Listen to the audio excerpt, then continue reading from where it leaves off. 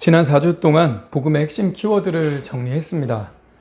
모든 사람에게 예정된 하나님의 확고부동한 심판, 이 심판의 결과로 가게 될 영원한 형벌, 지옥. 내가 왜 구원을 받아야 되는가? 죄 때문이다. 구원과 죄에 대해서 다뤘고요. 그렇다면 나는 무슨 일이 있어도 반드시 이 죄를 사함받아야 되는데 죄사함을 얻게 하는 것이 바로 회개였습니다. 심판, 지옥, 구원, 죄, 죄사함, 회개까지 다뤘고요. 오늘 살펴볼 복음의 키워드는 믿음입니다. 믿음. 마가복음 1장 14절. 요한이 잡힌 후 예수께서 갈릴리에 오셔서 하나님의 복음을 전파하여 이르시되 때가 찼고 하나님의 나라가 가까이 왔으니 회개하고 복음을 믿으라 하시더라. 회개하고 믿으라. 회개하고 믿으라. 예수님이 복음을 증거하시면서 회개와 믿음, 이 두 단어를 선포하셨죠. 그러니 복음의 핵심은 바로 이 회개와 믿음이라고 할 수 있습니다. 우리 시대에 복음에 물을 타는 일이 비일비재합니다. 복음을 훼손하고 진리를 듣기 좋게 교활하게 왜곡합니다. 내 모습 이대로 주 받으옵소서. 아마 이 찬송가 가사를 제멋대로 적용해서 그리스도께서 자기를 있는 모습 그대로 받아주실 뿐 아니라 심지어 그리스도께서 나의 삶의 방식을 그대로 내버려 두실 것이라고 믿습니다. 그리스도께서 와서 죄사함과 영생을 받은 후에 계속해서 자기들이 좋아하는 대로 살 수 있고 심지어 하나님을 떠나 옛 성품을 따라 살기로 선택할 수도 있다. 이렇게 잘못 믿고 있습니다. 이들은 주장합니다. 복음의 객관적 사실들을 이해하고 받아들이는 것이 구원 얻는 믿음의 전부다. 변화된 행위가 바람직하지만 삶의 방식에 변화가 생기지 않는다고 하더라도 복음의 객관적 사실을 믿는다면 틀림없이 천국 간다. 이게 맞아요? 변화된 행위가 바람직하대요. 그건 인정하겠대요. 변화된 행위가 바람직하지만 삶의 방식에 변화가 생기지 않아도 괜찮대요. 예수가 날 위해 죽어줬다라는 지식을 이해하고 있으면, 내가 믿는다라고 고백하면, 교회를 계속 댕기고 있으면 삶의 방식에 변화가 생기지 않아도 괜찮답니다. 수많은 사람들이 이런 수준에서 기독교를 믿고 있습니다. 이들은 하나님 앞에서 자기 죄의 심각성에 대한 인식이 없습니다. 그 죄의 반복된 패턴으로부터 해방되기를 바라는 열망도 없습니다. 이들은 오직 믿음만이 사람을 구원한다고 들어왔습니다. 하지만 진정한 믿음이 무엇인지 이해하지 못했고 그런 믿음은 결코 사람을 구원하지 못합니다. 지난주에 우리가 다뤘던 회개라는 단어는 죄와 자아로부터 돌이키는 것이라고 했습니다. 죄와 자아로부터 돌이키는 것이 회개다. 자, 그럼 차를 운전하고 가다가 유턴을 했어요. 유턴을 했는데 유턴한 다음에 멈출 겁니까? 이 길이 아니구나 라고 해서 유턴을 했는데 유턴한 다음에 잘못된 길을 끊었어. 이제 됐어. 라고 멈춥니까?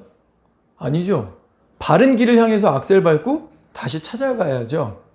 바로 이 두 번째가 믿음입니다. 죄와 자아로부터 돌이키는 것이 회개라면 이제 돌이켜서 하나님께 대한 믿음을 갖고 그분의 말씀을 따라 그 길을 걸어가는 것. 바로 이게 믿음입니다. 그래서 회개, 믿음은 동전의 앞뒷면처럼 붙어 있습니다. 회개한 사람은 믿음을 가질 수밖에 없어요. 믿음이 있다라고 말하는 사람은 회개할 수밖에 없습니다. 유턴을 안 했는데 어떻게 바른 길을 갑니까? 자, 그런데요. 이 회개와 믿음이 우리의 본성하고 전혀 맞지 않는다는 것. 그건 우리 알고 있습니다. 자, 예를 들어 볼까요? 우리 각자는요. 자기 나름대로의 경험 철학과 자기 나름대로의 기호를 가지고 있죠. 맞습니까? 자, 기호 문제일지라도요. 어떤 사람이 제3자가 와서 야, 너 그거 하지 마. 그거 별로야. 별로라니까 말 좀 들어. 하지 마. 제가 좀 거칠게 얘기했는데 부드럽게 말하더라도요. 내가 만약에 뭔가를 하고 싶어 했고 그 길을 가고 있는데 하지 말라고 하면 불쾌합니다.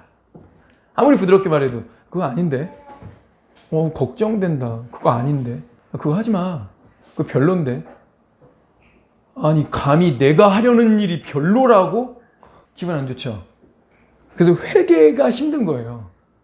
내가 지금까지 걸어왔던 길을, 자기의 길을, 내 습관을, 내 행동을, 내가 말했던 패턴을, 내 행동 양식을 부인하라잖아요.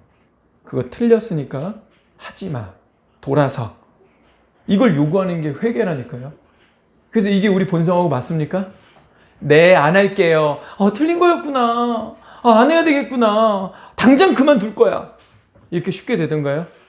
그러면 회개에 있어서 하나님의 도움 필요 없어요. 그게 우리 안 되죠.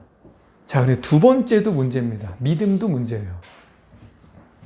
그거 아니야 라고 말할 때도 기분이 나빴는데, 자, 그거 하지 말고 그거 끊어. 그거 죄야. 잘못됐어. 그 부끄러운 일이야. 너 여태까지 왜 그랬니? 이것도 기분 나쁜데 뭐라고 하냐면, 끊었어? 자, 이제 이거 해. 네가 왕이세요? 네가 내 인생 책임집니까?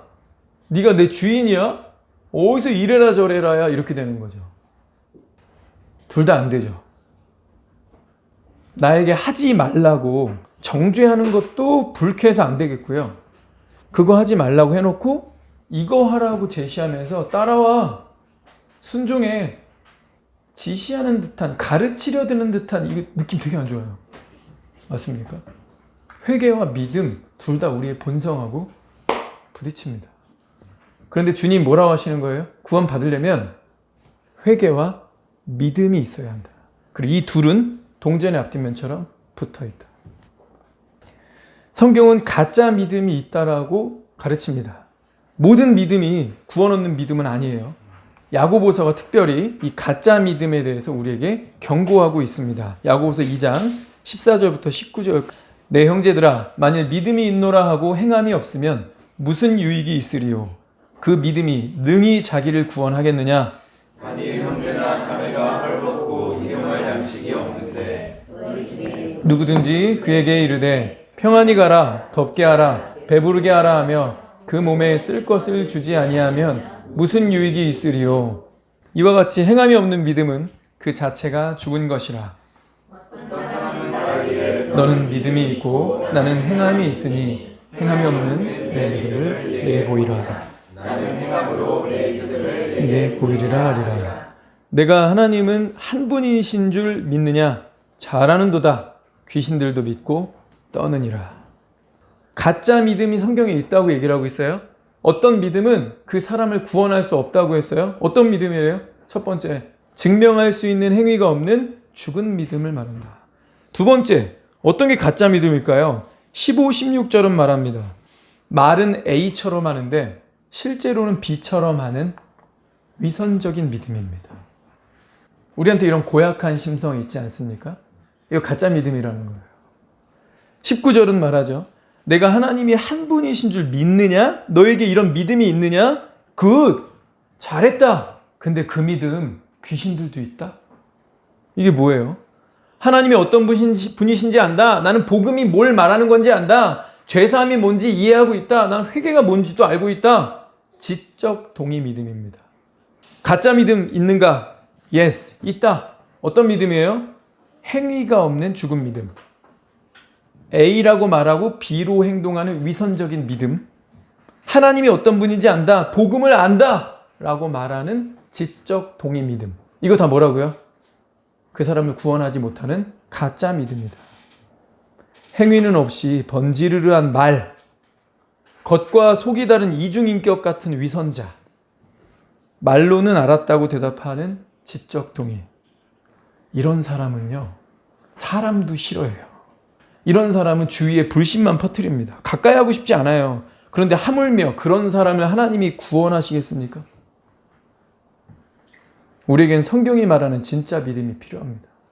그럼 성경이 말하는 진짜 믿음은 뭔가?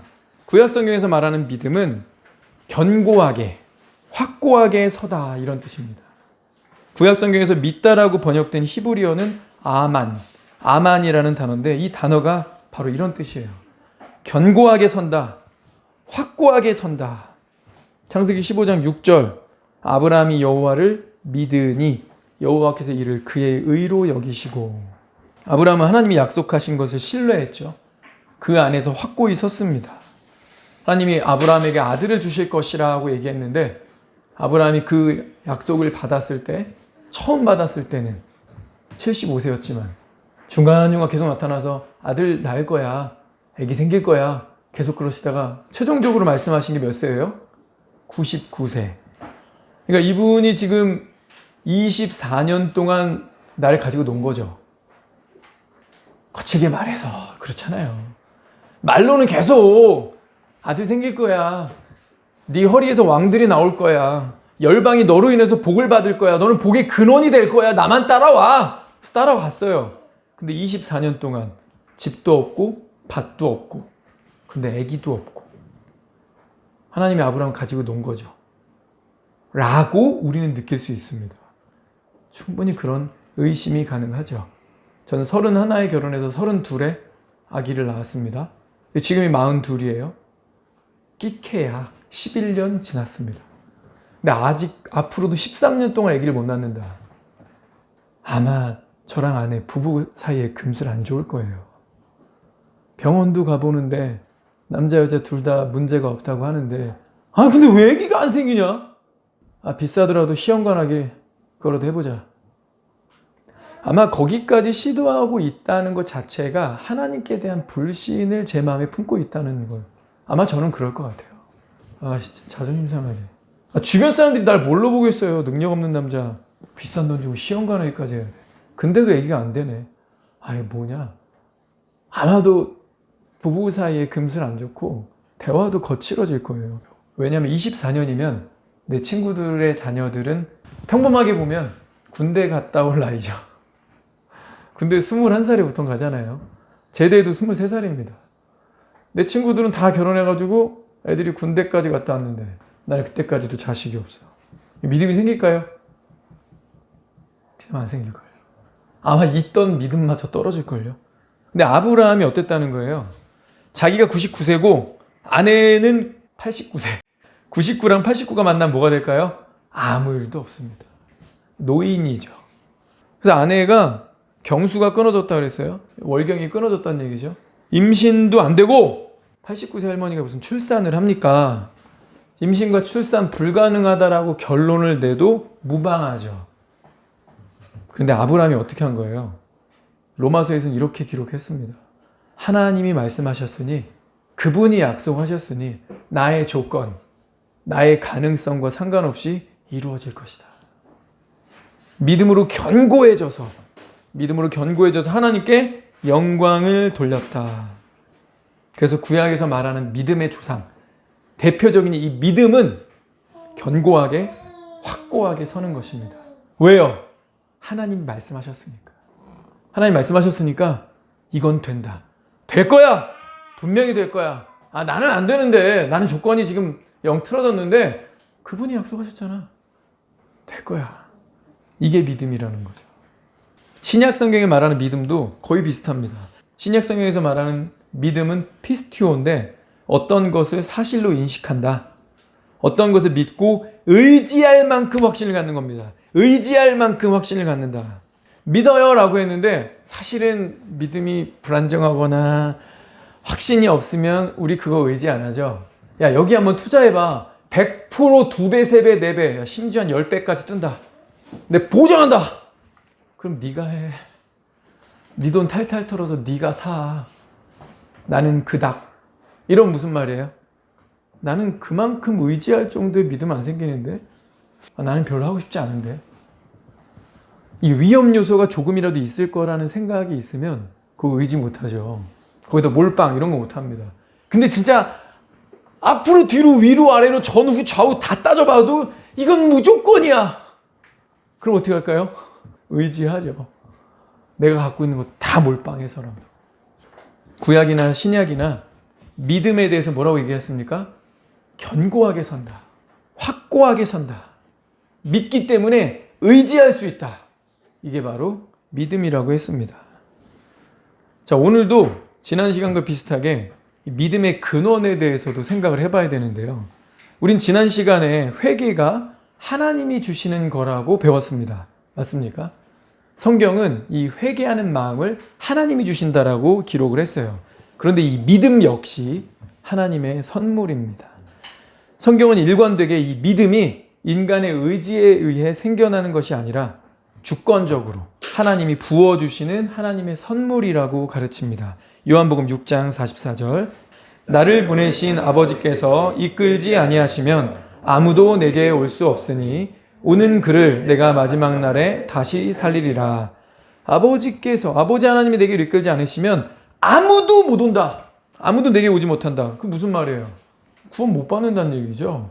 하나님 나라 들어가지 못한다는 얘기죠. 거꾸로 지어보면 내게 왔다는 건 아버지 하나님이 이끄신 것이다. 그럼 이 구원에 대해서 철저히 누구의 권한이라는 거예요?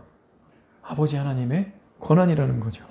사도행전 3장 16절은 예수로 말미암아 난 믿음 이렇게 기록을 했습니다. 예수를 통해서 온 믿음이라는 거죠. 이 믿음이 예수님으로부터 온다. 베드로는 동료 신자들에게 이렇게 고백했습니다. 베드로서 1장 1절에 예수 그리스도의 종이며 사도인 시몬 베드로는 우리 하나님과 구주 예수 그리스도의 의를 힘입어 동일하게 보배로운 믿음을 우리와 함께 받은 자들에게 편지하노니. 믿음을 받은 자들에게 편지하노니. 믿음을 뭐 했대요? 믿어주는 이게 아니죠. 믿음을 받은 자들에게 편지한대요. 베드로 후서의 수신자가 누구예요? 믿음을 받은 자들. 그래서 믿음을 받았기 때문에 구원받은 자들. 이들에게 편지한다는 거죠. 고린도전서 2장 14절 같이 읽습니다. 시작. 육에 속한 사람은 하나님의 성령의 일들을 받지 아니하나니 이는 그것들이 그에게는 어리석게 보임이요 또 그는 그것들을 알 수도 없나니 그러한 일은 영적으로 분별되기 때문이라. 우리 구원받기 전에 육에 속한 사람이죠. 영은 죽어 있습니다. 하나님을 알지 못해요. 근데 성경이 뭐라고 아주 극단적으로 얘기를 했냐면 받지 아니하나니. 이유까지 얘기하잖아요. 어리석어 보이거든. 또 알 수도 없나니. 야, 이거 뭐 이렇게 극단적이냐 진짜. 알 수도 없다. 받지도 않는다. 죄인인 사람의 눈에는 그게 어리석게 보이거든. 그건 영적으로만 분별되는 거거든. 그니 구원받기 전에는 불가능하다라는 거죠. 그럼 이 불가능한 일 누가 하신 거예요? 하나님이 하신 거죠. 믿음, 하나님이 주신 겁니다. 신앙 고백을 했죠. 예수께서 질문하잖아요. 너희는 나를 누구라 하느냐? 너네 지금 날 자꾸 따라다니는데, 날 열심히 따라다니는데, 야, 부모님도 버리고 니들이 늘 먹고 살기 했던 배도 버리고 나를 쫓아왔는데 너네 나 뭘로 믿고 있니? 내가 누구야? 너희들의 믿음을 고백해봐. 자, 그걸 질문하셨더니 베드로가 대답한 거죠. 예수께서 대답하여 이르시되 바요나 시몬아 내가 복이 있도다. 이를 내게 알게 한 이는 혈육이 아니요 하늘에 계신 내 아버지시니라. 베드로가 주는 그리스도시요 살아계신 하나님의 아들이십니다. 모든 교회가 해야 될 신앙 고백의 아주 엑기스를 말했잖아요. 잘했다, 좋다, 옳다 인정해 주셨어요. 근데 하나는 인정 안 하셨죠. 네 머리에서 나온 거 아니다. 넌 스스로 이걸 믿을 수가 없다. 영적으로만 분별되거든. 네 눈에는 어리석게 보일 거거든. 이걸 받을 수가 없거든. 믿음은 하나님이 친히 신자들에게 은혜로 주신 것입니다. 그럼 구원 얻는 믿음의 특징이 좀 있지 않을까요? 하나님이 주신 믿음이니까 그에 따르는 특징들이 있습니다. 두 가지만 살펴보려고 해요. 첫째는 지속성입니다. 구원 얻는 믿음의 특징, 이 믿음은 하나님이 주신 것이기 때문에 그 믿음은 지속성이라는 특징을 가지고 있다. 하박국 2장 4절 의인은 그의 믿음으로 말미암아 살리라. 믿음으로 살아간다. 이것은 일시적인 믿는 행위가 아니라요. 하나님께 대한 살아있는 지속적인 신뢰를 말합니다. 히브리서 3장 14절은요. 우리가 시작할 때 확신한 것을 끝까지 견고히 잡고 있으면 그리스도와 함께 참여한 자가 되리라. 믿음이 하나님이 주시는 선물이라는 것을 알지 못하고 이 말씀 잘못 읽으면요. 행위구원처럼 보이죠. 내가 믿음 잡고 있는 것 같잖아요. 네가 끝까지 믿음을 잡고 있으면 그리스도께 참여한 자가 된다. 내가 끝까지 잡고 있어야 천국 가는 거예요? 아니라고 앞에서 이미 봤죠? 하나님이 주시는 믿음이기 때문에 구원은 좌절되지 않는다는 거예요. 이게 가정법처럼 쓰였지만 너는 끝까지 잡고 있을 수밖에 없다라는 거예요. 빌립보서 1장 6절도 마찬가지입니다. 너희 안에서 착한 일을 시작하신 이가 그리스도 예수의 날까지 시작을 하시고 그분의 날까지 이루실 줄을 우리는 확신하노라. 시작하신 하나님, 믿음으로 우리에게 주셔서 이 믿음으로 시작하게 하셨죠? 근데 그분이 어떻게 한다고요? 우리 몸이 영화로워지는 그날까지 이 믿음이 지속될 것이다. 구원은 믿음의 특징 두 번째, 순종의 의지입니다. 하나님이 은혜로 주시는 이 믿음은 하나님의 뜻을 따를 수 있는 의지와 능력을 낳습니다. 믿음은 순종과 분리되지 않아요. 로마서 1장 5절입니다. 그로 말미암아 우리가 은혜와 사도의 직분을 받아 그의 이름을 위하여 모든 이방인 중에서 믿어 순종하게 하나니. 믿어 뭐하게 한대요? 순종하게 하나니. 믿음과 순종이 붙어 있죠. 로마서 16장 26절도요. 이제 나타났으며 영원하신 하나님의 명령을 따라 선지자들의 성경을 통하여 믿음으로 순종하게 하고자 모든 민족에게 알려졌나니. 바울은 복음을 순종해야 하는 것으로 말했습니다. 요한복음 3장 36절. 아들을 믿는 자에게는 영생이 있고 아들을 순종하지 아니하는 자는 영생을 보지 못하고 도리어 하나님의 진노가 그 위에 머물러 있느니라. 예수님은 믿음과 순종을 동의어로 사용하셨죠. 디도서 1장 15, 16절은 믿지 아니하는 자들에게, 믿지 아니하는 자들, 그들은 하나님을 시인하나 행위로는 부인하는 자니 가증한 자여 복종하지 아니하는 자로다. 믿지 않는 자들이 어떻대요? 말로는 신앙 고백을 하는데, 말로는 시인하는데 행위로는 부인한다. 순종 안 한다는 거죠. 믿음이 없으면 결국 뭐가 안 된다는 거예요? 순종이 안 된다는 거예요. 진리에 대한 순종이 없는 단순한 지적 동의나 신앙 고백은 성경적 의미에서 믿음이 아닌 것입니다. 우리 너무나 잘 알고 있는 믿음의 대상에 대해서도 살펴봅시다. 성경은 믿음을 가르치면서 대상을 콕 집어줬습니다. 오직 그리스도죠. 오직 그리스도. 이것이 구원받는 믿음에 있어서 대단히 중요한데 종종 간과되는 것 같습니다. 구원을 받으려면 내 죄 때문에 십자가에서 죽으시고 죽은 자 가운데서 부활하신 예수님 외에 그 어떤 것도 의지하면 안 된다. 다른 믿음의 대상을 모두 배제해야만 비로소 예수를 믿으라는 명령에 복종할 수 있습니다. 예수님을 구원자로 믿으려면 구원자를 자처하는 다른 모든 것을 거부해야 합니다. 이것이 기독교 신앙을 가장 꺼리게 만드는 것 같아요. 아니 어떻게 예수님만 의지하냐? 어떻게 예수님만 믿고 사냐? 바다에 가면 포세이돈, 농사 지을 때 비가 안 오면 누굴 찾았어요? 바알 신, 번개, 비의 신, 바알 신을 찾았죠. 곡식이 잘 익어서 풍년을 이루고 싶으면 해가 잘 떠야 되죠. 그죠? 그럼 누굴 찾았어요? 태양신 아폴로를 찾았습니다. 고대 사회는요, 수많은 사람들이 하나님 외에 다른 것을 추가했습니다. 누가요? 이방인은 얘기할 거 없고요. 이스라엘도 그랬다는 겁니다. 오늘날 우린 안 그럴까요? 대학 교육 받고 교회 오래 다니면서 이것저것 세련된 설교를 듣고요. 세미나도 듣습니다. 그런 우린 지성인이라고 느끼고 있는데 우리가 바알, 아폴로, 포세이돈 하나님 외에 다른 거 우리가 섬기나요? 말도 안 돼. 우상 숭배야. 무슨 대놓고 그런 짓은 안 하는 것 같아요. 기독교의 한 세대를 정말 풍미하는 이 말 있죠. 예수님이면 충분합니다. 책 제목으로도 있는데 예수님이면 충분합니다. 이런 설교를 듣거나 이런 주제의 책을 읽거나 하면 자칫 내가 정말 이 믿음 가진 걸로 착각하는 것 같아요. 예수님이면 정말 충분합니까? 예를 들어볼까요? 여러분이 아마 중고로 스마트폰 거의 안 살 거예요. 2년 됐다. 싸더라도 아마 안 살걸요? 왜냐면 우리 경험이 말해주거든요. 스마트폰 꺼놓을 때 있습니까? 없습니까? 거의 없죠. 잘 때도 머리맡에 두고 자지 않아요? 충전기 꽂고서 머리맡에 두고 자잖아요.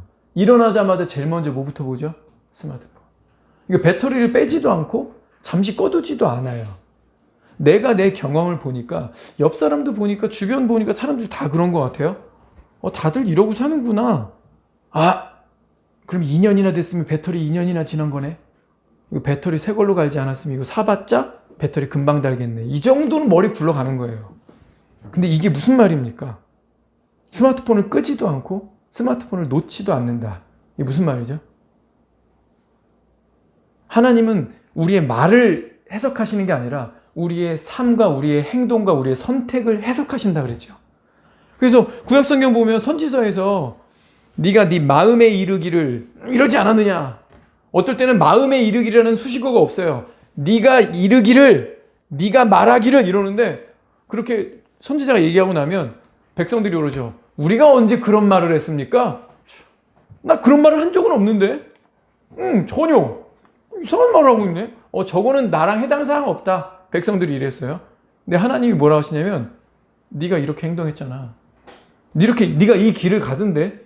네가 하지 말라는 거 계속 하던데. 네가 내 말씀을 무시하던데. 아니야. 이렇게 하나님이 선지자를 통해서 다시 대언하게 하시죠. 스마트폰을 왜 끄지 않을까? 왜 계속 충전기에다 계속 꽂아서 완충 상태로 밖에 나가도 혹시 핸드폰 꺼질까 봐 걱정돼서 보충 배터리를 들고 다닐까? 세상 사람들이. 기독교인도 비슷하죠. 이스라엘이나 이방인이나 똑같아서 문제인 거잖아요. 왜 그러죠? 이 스마트폰이 나에게 만족을 준다. 이 스마트폰이 내게 쉼을 준다. 이것이 나를 즐겁게 한다라는 믿음 때문이죠. 그러니 이걸 머리맡에 두고 떠날 수가 없는 거예요. 그런데 자, 회개와 믿음, 회개와 믿음하고 있습니다. 우리 회개가 뭐예요? 그거 놔라. 믿음이 뭐예요? 이거 붙잡아라 라고 하면 우리가 즉각 순종합니까? 우리가 그거 정말 믿어요? 스마트폰이 나에게 진정한 만족, 재미, 즐거움, 유익을 주지 못하는구나. 믿습니다. 회개합니다. 하나님 말씀, 이 성경만이 내 영혼을 살리고 내게 미래를 보장해주고 내 영혼에 산 소망을 주는구나. 믿습니다. 믿어야 이걸 정말 붙들겠죠. 그러면 아폴로, 포세이돈, 바알신의 또 다른 이름이 스마트폰이에요. 얘는 그 모든 신들을 다 하나로 넣었어요. 진정한 주신입니다. 주신. 요즘 결혼하면서 기독교인들 중에 그런 말 하는 사람들도 있죠. 우리는 TV 안 봐요. 자기의입니다. TV보다 훨씬 더 많이 보잖아요. 훨씬 더 많이 눈을 갖다 대고 있고 그것 때문에 웃고 깔깔깔깔 대고 얘 없으면 못 살잖아요. TV보다 훨씬 더 무서운 애죠. PC보다도 무섭습니다. 옛날 같은 MP3도 구분되어 있어야 되는데 카메라도 구분되어 있어야 되는데 얘 진정한 주신이죠. 종합 세트입니다. 그야말로 스마트폰이죠. 믿음의 대상이 분명해야 된다라고 말하면 교리적으로 모르는 사람 어디 있습니까? 오직 그리스도, 오직 예수님만을 통해서 우리 구원받는다. 이 말 다 해요, 우리. 근데 그 말, 그 교리가 뭘 의미하냐고요. 예수 외에는, 오직이라고 말했으니까 예수 외에는 다른 것은 내게 만족을 주지 못합니다. 다른 것은 날 구원하지 못합니다. 다른 것은 내게 기쁨이 될 수 없습니다. 다른 것은 나를 영생의 길, 예수 그리스도가 기뻐하시는 생명의 길로 인도할 수 없습니다. 오직 그리스도만 나를 이 길로 인도하실 분입니다. 이거예요. 예수님만 바라봐야 된다. 예수님이면 충분합니다. 이런 어떤 그냥 상투적인 말이 아니라 우리 자신의 삶을 돌아보게 만들잖아요. 진짜 오직 그리스도인가? 그리스도만이 나에게 참 기쁨과 유익과 미래와 소망을 주신 분이 맞나? 내가 진짜 그렇게 믿고는 있나? 그러면 이거 내려놓으라고 내려놔야죠. 이거 붙잡으라고 이거 붙잡아야죠. 근데 그게 안 되고 있다면 믿음의 대상이 오직 그리스도라는 게 지적 동의였나 보다. 이렇게 우리에게 회개를 촉구하는 것이 될 것입니다. 그럼 우리가 정말 궁금한 한 줄 문장, 오늘 주제이기도 한 구원 얻는 믿음은 무엇인가? 구원 얻는 믿음은 무엇인가? 지금까지 믿음의 특징들도 살펴봤고요. 믿음의 대상이 무엇인가도 살펴봤습니다. 분명히 이걸 통해서 구원 얻는 믿음은 바로 이런 거구나라는 걸 느끼셨을 텐데 로마서 10장 말씀처럼 구원 얻는 믿음은 이것이다 라고 정확하게 짚어주는 것도 또 없는 것 같아요. 말뿐인 믿음인가? 생명 얻는 믿음인가? 우리 로마서 10장 8, 9, 10절. 그러면 무엇을 말하느냐? 말씀이 내게 가까워 내 입에 있으며 내 마음에 있다 하였으니 곧 우리가 전파하는 믿음의 말씀이라. 내가 만일 내 입으로 예수를 주로 시인하며 또 하나님께서 그를 죽은 자 가운데서 살리신 것을 내 마음에 믿으면 구원을 받으리라. 사람이 마음으로 믿어 의에 이르고 입으로 시인하여 구원에 이르느니라. 말씀이 정말 직설적이죠. 탁 집었죠. 믿음의 말씀. 내 마음에 믿으면 구원을 받으리라. 사람이 마음으로 믿으면 마음에 믿으면 우리가 그토록 바라는 구원을 받으리라. 마음으로 믿어 의에 이르고. 믿음과 구원, 믿음과 의로움을 붙여놨으니까 이제 어떤 믿음인지만 알면 구원 얻는 법, 의로움을 받는 법 깨달을 수 있겠네요. 맞아요? 네. 성경은 이 마음이 인간의 핵심이자 본질이라고 가르칩니다. 하나님이 예수 그리스도를 죽은 자 가운데서 살리셨음을 믿는다. 곧 예수만이 나의 죄를 해결하고 나를 구원하실 수 있는 유일한 구원자다. 난 이걸 믿는다. 다른 이는 없다. 오직 예수. 마음으로 이거 믿으면, 이게 진실하다면 그 사람은 분명히 구원 받는다라고 그랬어요. 그죠? 이거 보세요. 마음으로 믿으면 구원 받는다네요. 행동 얘기가 안 나왔잖아요. 마음으로 믿으면 이게 구원의 전부입니다. 그러니까 마음으로 믿으면 그냥 구원 받는다고 쳐줘야 됩니까? 마음에 믿으면 구원을 받는다 했는데 그것이 진실하다면 구원을 받는다는 얘기일 텐데 이거 확인할 수 있는 길이 없는 겁니까? 도대체 이 사람이 마음으로 믿었는지 안 믿었는지 무슨 수로 알 거야? 우리가 마음으로 읽을 수가 없는데. 알 수 없습니까? 알 수 있습니다. 입으로 시인하는 겁니다. 예수만이 나의 주님이십니다. 마음으로 믿는 사람, 그리스도와 그분의 십자가 사역을 통해 이루어지는 이 구원을 믿는 사람은 예수님을 주님으로 고백합니다.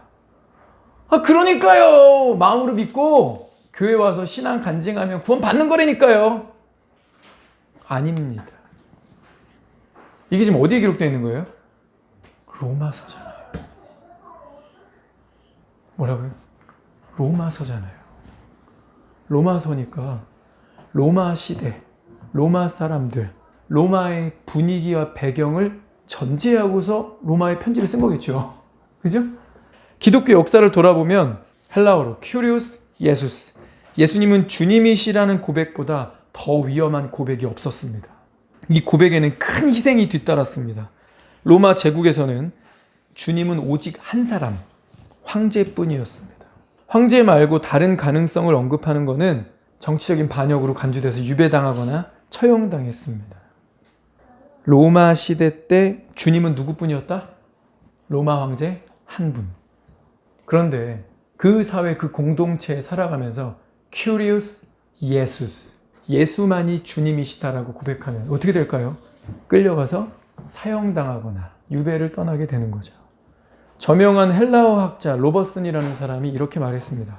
오늘날에는 편안한 인생을 살아가는 사람들이 경박하거나 공손하지 못한 태도로 주 예수라는 표현을 종종 사용하지만 당시에는 유대인이든 이방인이든 이런 고백이 무슨 의미인지도 모르고 아무렇게나 남발하는 일은 결단코 없었다.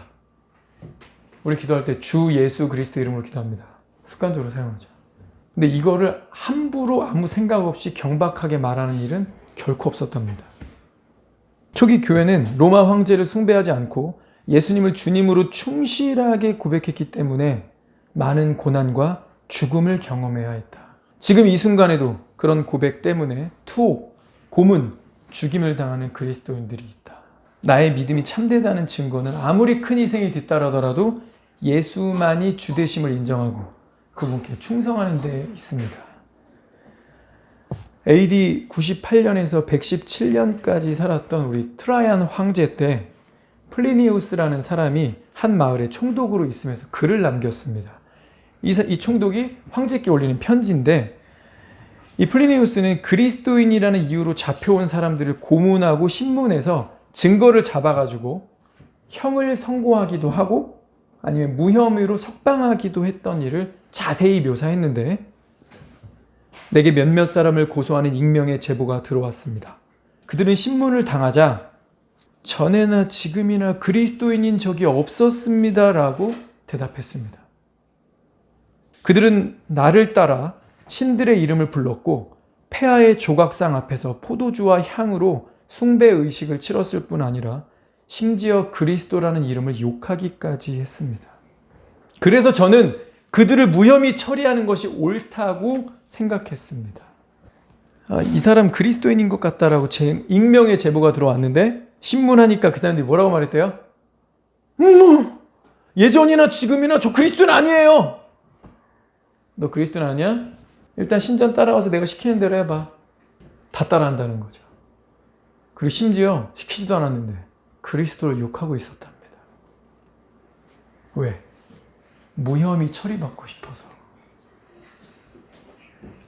그는 로마서 10장 9절에서 10절이 말하는 것과 정반대로 행동한 거죠. 만약 고발당한 사람이 진짜 그리스도인이라면, 진짜 그리스도인이었다면 어떻게 했을까요? 정반대의 상황이 벌어졌을 겁니다. 우리 이렇게 한번 가정해 봅시다. 로마 당국자들이 작은 가정교회를 발견하고 그들을 재판정에 세웠다. 그들에 대한 고소가 사실인지 아닌지 입증하기 위해 관리들이 작은 제단 앞으로 데려가서 몇 가지 간단한 의식을 치르게 합니다. 첫째, 로마의 신들의 이름을 불러라. 위대하신 주신 주피터여, 우리에게 풍요를 제공해주는 아폴로 신이여, 나는 당신을 경배합니다. 따라해. 어떻게 하실래요? 안 따라하면 재산 몰수당하는데요. 와이프가 독실한 믿음을 갖고 있나 봐. 안 따라하네. 야, 나 너랑 이혼할 건데 지금은 따라해야지. 분위기 파악 못하냐? 너 때문에 내가 유배당하게 생겼잖아. 따라하라니까.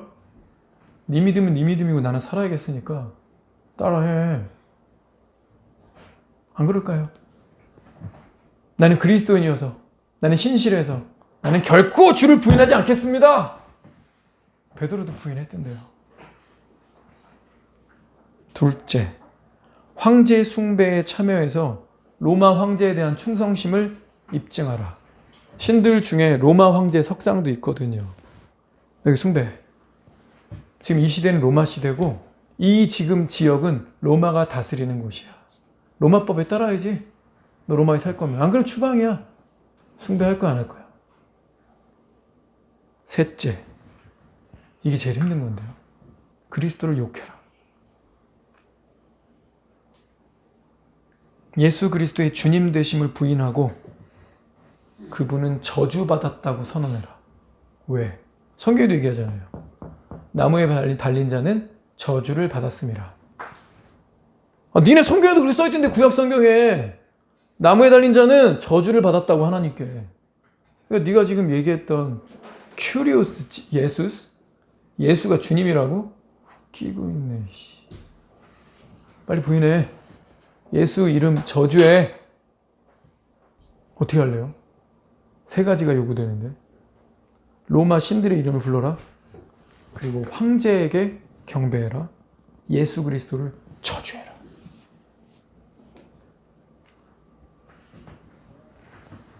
끌려온 사람들 중에 두어 사람이 신속히 제단 앞으로 가더니 관리가 시키는 대로 행합니다. 그들이 무혐의 처리될 때 관리가 또 다른 사람, 뒷줄에 서 있는 사람, 야, 너도 가서 똑같이 하면 돼. 그럼 너도 무혐의 도장 찍어줄게. 빨리 가.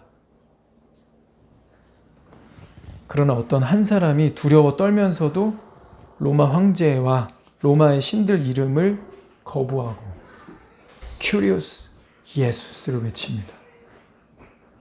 이 사람 어떻게 될까요? 유배당하거나 처형당하겠죠. 그럼 나머지 사람들도 한 사람씩 고백하는데 고백 어떻게 하느냐에 따라서 그저 이뿐인 것 같은데 진짜 립서비스일 뿐인 것 같은데 이 말로 어떻게 했느냐에 따라 그 사람의 운명이 결정되겠죠.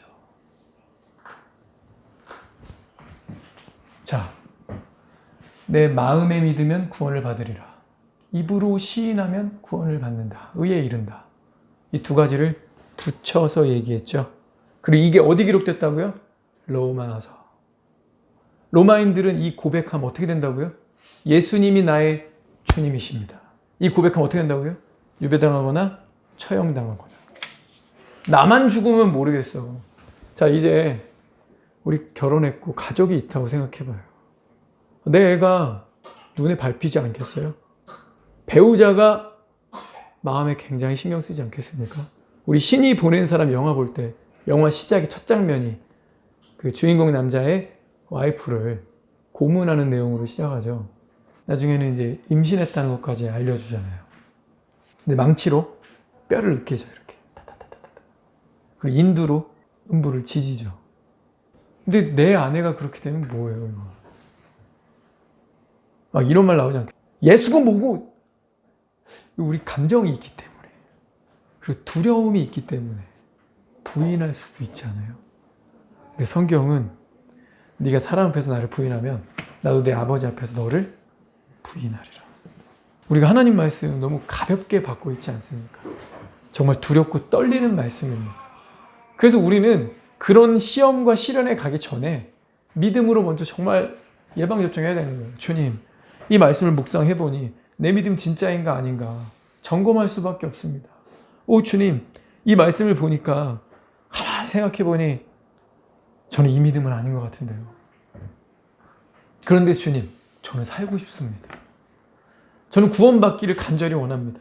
내가 이런 믿음에 성장하고 이르기를 원합니다. 구원에 이른다, 의에 이르고라고 하셨잖아요. 과정으로 얘기하셨죠. 예 주님, 제가 이 믿음 갖기를 원합니다 라고 주님을 붙들게 되겠죠. 우리 나이만큼 우리가 성경을 1년에 그냥 일독만 해도 이런 말씀들 한 번씩 계속 부딪히니까 주님, 작년에도 이 말씀 부딪혔는데 올해도 이 말씀이 두렵게 다가옵니다. 내 믿음 진짜입니까? 내 믿음 정말 진짜예요? 오 주님, 나에게 이런 믿음을 주십시오 라고 주님을 붙들지 않을까요? 기도하겠습니다.